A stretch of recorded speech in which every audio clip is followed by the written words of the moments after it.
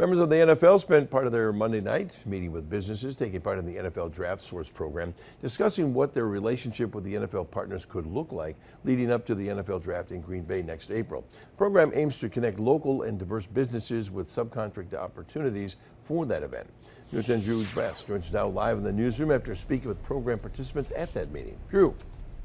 Bill, tonight's workshop focused on how to do business with league partners, teaching Draft Source businesses about the procurement process. Dozens of businesses from around the state gathering in Appleton tonight to hear from event organizers about their experiences in previous drafts and other NFL events such as the Super Bowl and the NFL Combine. The businesses are already in an online directory where NFL contractors and partners can reach out with opportunities in the coming months. One business owner telling me her takeaways from tonight's discussion.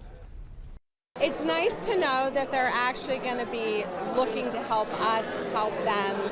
To be prepared for it, we're going to have other people within the room to be able to help us as well. I also spoke with Rob Davis, the Packers Director of Diversity, Equity, and Inclusion after the roundtable. He says the biggest takeaway for participating businesses is not only the exposure they could receive from the draft, but also the exposure to other program partners from around the state, helping each other develop beyond the draft. Bill?